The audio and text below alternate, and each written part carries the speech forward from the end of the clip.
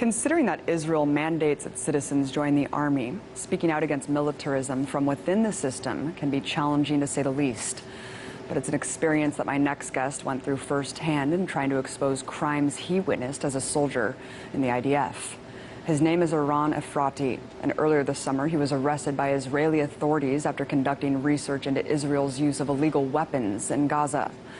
So, to discuss his experience as an IDF soldier and how Israeli authorities have responded to his activism, Eran joins me now. Thank you so much for coming on.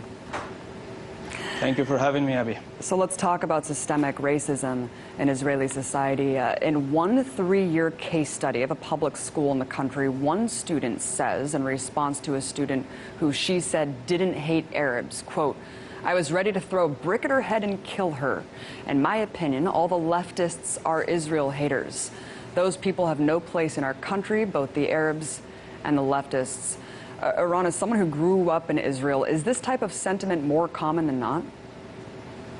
Yes, of course. The Israeli society is very much in a national identity, is very much in a fascist identity, but we need to ask ourselves the real questions, like why is that? Why is nobody talking about what is the interest to stuff like taking more land from Palestinians, or grabbing more settlements, expanding the settlements, or attacking in Gaza, like the last offensive, the last massacre in the summer of 2014 right now.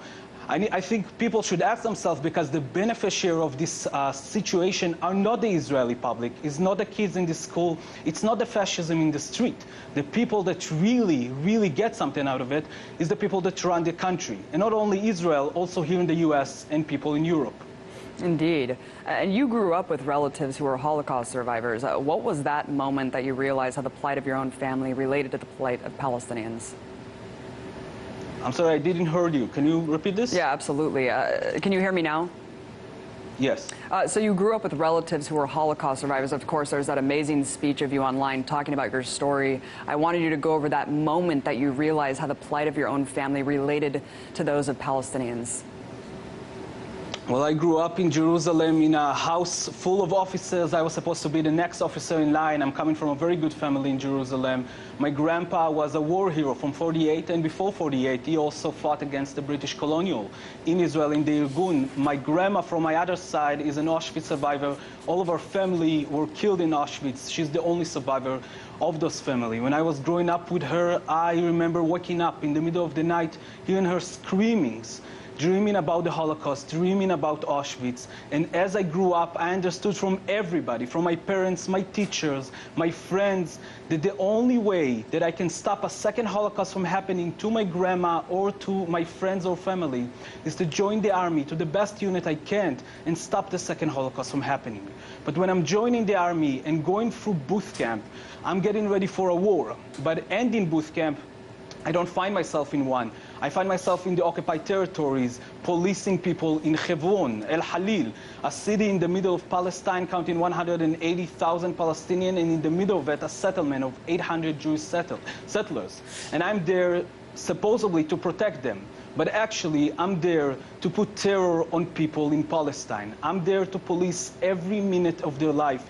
I'm there to take their life and control it, to go into their houses in the middle of the night, to arrest them, children, adults, women, young men, take their lives sometimes, responding to protest, to any resistance to us with a very hard violence, with rubber bullets, which of course not rubber, but real bullets, just covered with a little bit of rubbers, or tear gas canister, or sometimes live ammunition that will take the life of one of the kids in Hebron at the time that I'm there. I'm later, after his life was taken, as order to make sure that nobody from his family getting out of the home to the funeral, make sure that everybody is under curfew, because the Israeli army is afraid of revenge of the family and the relative. So I'm there making sure that the family does not leave the house. And as the father come out to understand what's going on, we arrest them. And when the mother of the child that our unit killed just a night before that, coming out and start screaming at us in Arabic, in words that I didn't understand at the time, I could understand every word she was saying, because her screaming was exactly like the screaming of my grandma when I was growing up and she was dreaming on Auschwitz. I understood that this time I'm not the victim anymore. This time I am the colonial force in the territory. This time, if I want to continue the legacy of my grandpa against the colonial forces, I don't need to be in the IDF. I need to fight against the IDF and against Israel in the occupied territory. Eran, thank you so much for breaking that down. There's a really emotional story there. Let's talk about one of the worst massacres that took place during the latest siege in the neighborhood of Sujayi, which killed at least 90 people. We heard that the neighborhood was being used for Hamas command centers over here. What have your contacts within the IDF told you that contradicts that? Well, the soldiers that are talking with me are talking about a massacre that is happening because of the killing of 13 Israeli soldiers in one day. Israel is not used to lose soldiers in Gaza. We're used to something like that in Lebanon, for example, against Hezbollah, but not in Gaza. And when the soldiers are going into Gaza, they're being approached by a very strong resistance of Hamas for the first time. And they are very surprised. 7 of them of the Golani unit are dying in a very old armored unit, armored vehicle in Sajaiya. 6 more are dying the same day from different occasions with Hamas.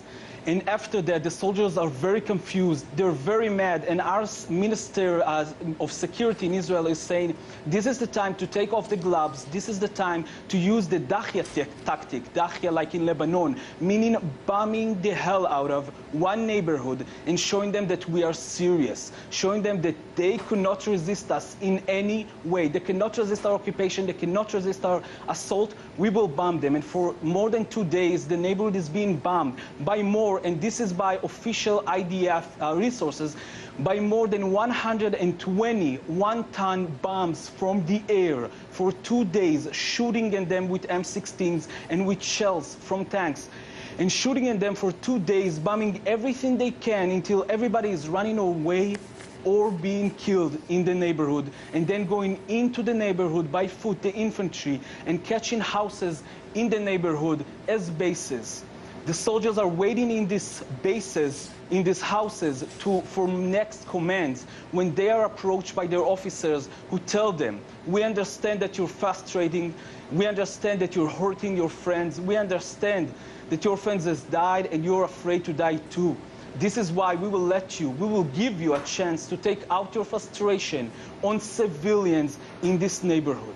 And in the next morning, when the soldiers are in the houses and people are starting to come back to the neighborhood looking for their relatives, unarmed civilians screaming names of their family members when they left behind under the rubble, they're looking for them. The soldiers are drawing a red line, imaginary red line on the sand, saying it's a very used tactic in the Israeli army. It's used in Killer Cloud in 2012 and in 2009 in Operation Cast Lead, saying whoever will cross this red line that we decided on, we can shoot him because he's a threat to our life.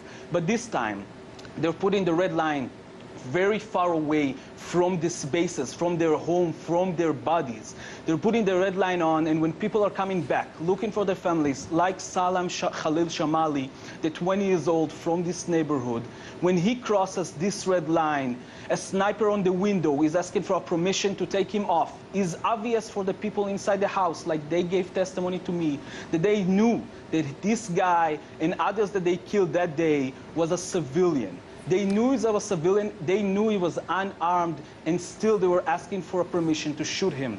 The officer was given the permission, and he got shot once in the side of his body, in his hands. He's falling down. The sniper is asking again for permission, and the officer is telling him, wait, and the third time giving them permission to shoot. Eran, it's a horrific video. We're watching it right now. I mean, you're basically just watching someone getting sniped to death, who's a civilian looking for his family in the rubble. It's absolutely atrocious. And you know, you talk extensively about how all of the media in Israel, and even breaking the silence, the Solidarity Group for Dissenting IDF Soldiers, are only allowed to operate under an IDF filter.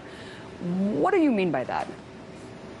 I mean that nobody in Israel, no media, no TV, no newspaper, no radio station, but also no bloggers or independent NGOs against the occupation in Israel can publish anything to the Israeli public or abroad without it going underneath the IDF censorship.